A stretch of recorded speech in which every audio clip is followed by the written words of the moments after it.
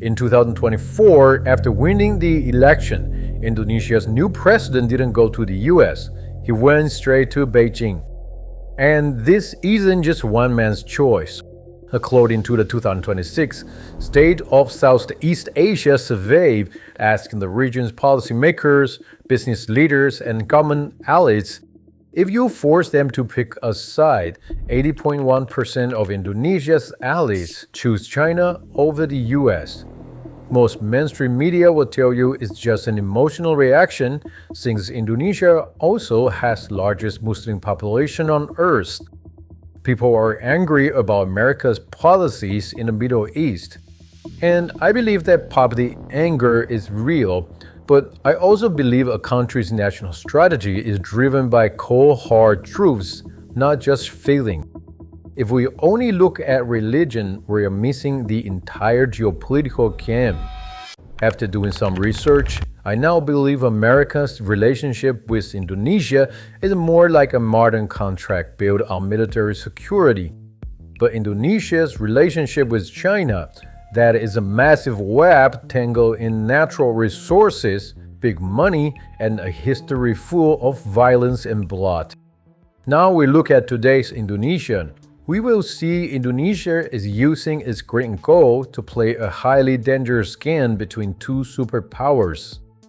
The green gold we talk about here is nickel. Nowadays, nickel isn't just for making coins. If you want to control the future of electric cars, you need to control nickel. And right now, Indonesia happens to sit on the largest nickel reservoirs in the entire world. Because of the tropical weather, the nickel ore is right at the surface, which makes it easy to mine. But here's the catch. This dirt holds a lot of water and its nickel grade is very low, usually under 2%. You simply cannot load millions of tons of heavyweight dirt onto ships and send it across the globe. It's a huge waste of money. The only logical way to do it is to build the factories, we call it smelters, right next to the dirt. The Indonesian government saw this opportunity. In 2020, they launched an aggressive policy called Downstreaming. They banned the export of raw nickel ore. Indonesia basically told the world, if you want our nickel, bring your money and technology here and build the factory on our soil. But turning this dirt into battery metal takes immense heat and pressure. And since most of this nickel is on remote islands without enough energy, foreign companies build giant coal-fired power plants right next to the factories. This creates a massive green paradox. To make batteries that will save the planet, these industrial giants are burning mountains of coal in the middle of rainforest. And this is why American and European companies back away. Western countries want Indonesia's nickel, but their own rule lock Indonesia out. Europe demands strict carbon tracking that Indonesia's coal-powered nickel just can't pass. Americans' rules say the EV battery mineral must come from the country with a free trade agreement, which Indonesia doesn't have. Plus, the US refused to let its tax dollars support any business controlled by China.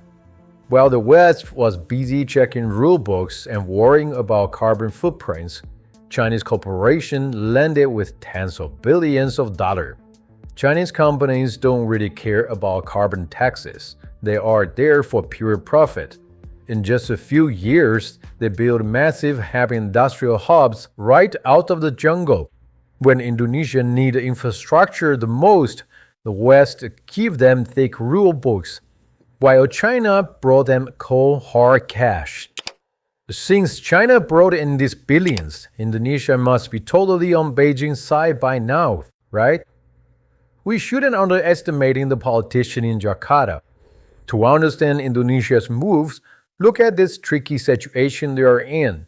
Indonesia needs foreign investment for their economic growth, but the US Congress is never going to send billions to build dirty, polluted factories in the tropical jungle.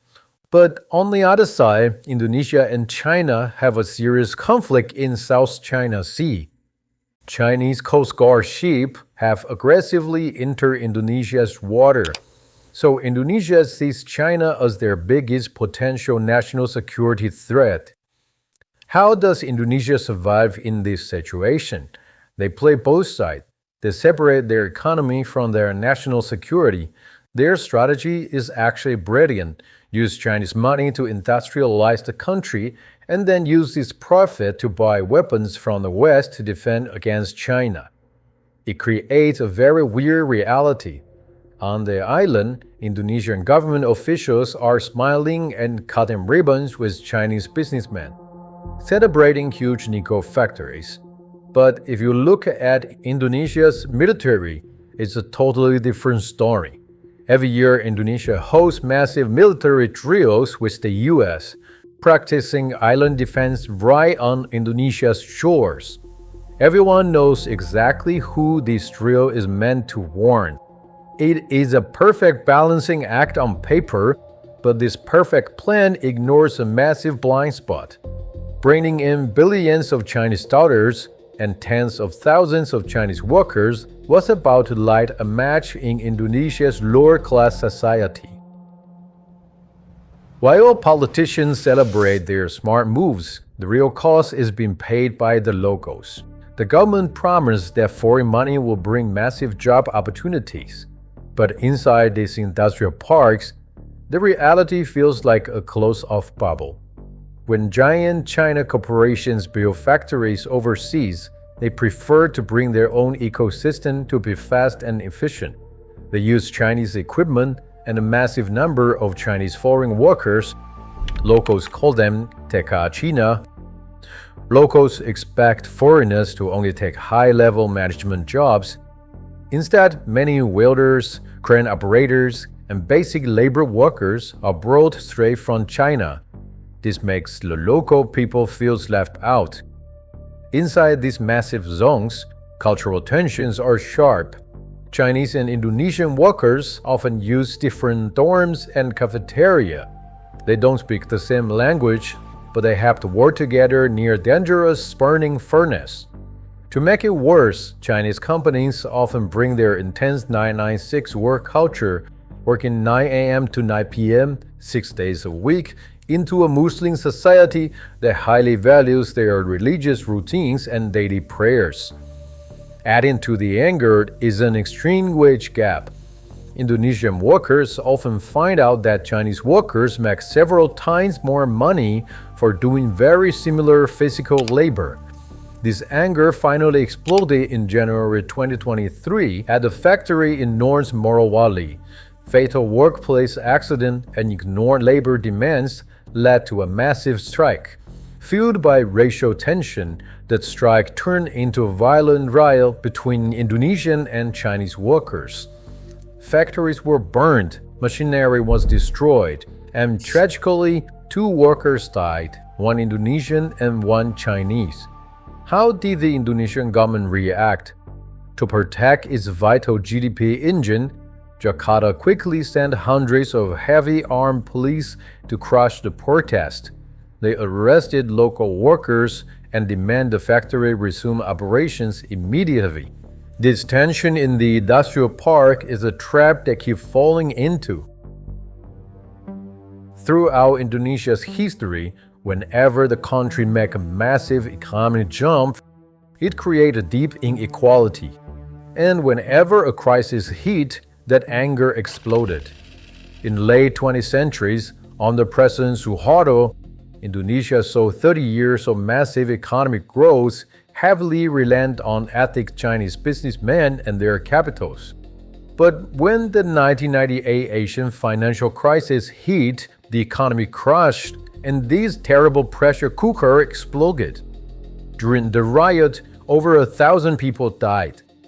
When the economy failed, the group that held wealth but lacked political power paid the price in blood. And here is the crazy part. During the chaos of 1998, the man commanding the military special force was a powerful general named Prabowo Subianto.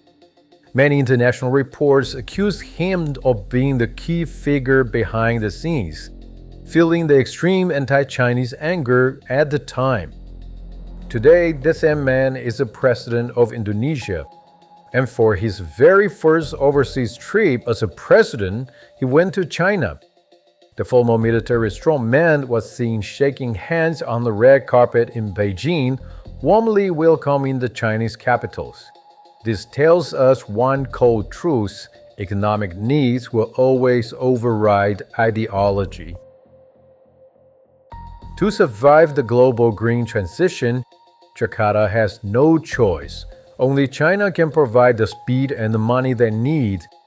The government tries to balance it all to achieve a national dream, but the local anger over inequality still burning inside those modern industrial parks. History is just wearing a modern suit this time. Now we all know this system only works if the economy keeps growing fast. As long as there is a profit, the cracks can be hidden. Indonesia walks a tightrope because they monopolize the green gold. But betting your entire country's future on a single resource comes with a fatal risk. Technology is ruthless. Just as Indonesia was building endless nickel smelters, the battery industrial shift, the new technology called LFP, is rapidly taking over. It holds slightly less energy, but it is safer, lasts longer, and most importantly, it is much cheaper. And the biggest catch, it doesn't need a single drop of nickel. Major EV makers from China's BYD to America's Tesla are shifting massively to LFP batteries for their standard cars. While Indonesia thought they trapped the war with their export ban, Chinese dominance in LFP technology quietly trapped Indonesia. Because of this tax shift, combined with building way too many smelters, the global price of nickel crashed. On the London Metal Exchange, the nickel price dropped from over 30,000 per ton in 2022 to roughly 15,000 today. Under immense pressure, the Indonesian government is trying to save the price by slashing their mining quotas from around 380 million tons down to roughly 260 million tons. But this creates a disaster. All these smelters in Indonesia combined need about 350 million tons. With the quota cuts and LFP batteries taking over, Indonesia is facing massively overcapacity. Now nearly 30% of the country's heavy smeltering capacity is sitting idle. For the Chinese company that invests in billions, shrinking profit means they have to squeeze operating costs even harder. And that means the harsh management and labor tension inside those factories are only going to get worse. This is the ticking time bomb Indonesia is sitting on. So from the whole story, we see Indonesia play a brilliant geopolitical game, but if technology bypassed nickel entirely and foreign capital stops flowing, the economy miracle will vanish. All that will be left on the beautiful tropical islands are abandoned smoking smelters and power plants, polluted rainforests, and thousands of angry, jobless workers. Is Indonesia using a green revolution to change its destiny? Or are they just setting the stage for the next historical tragedy?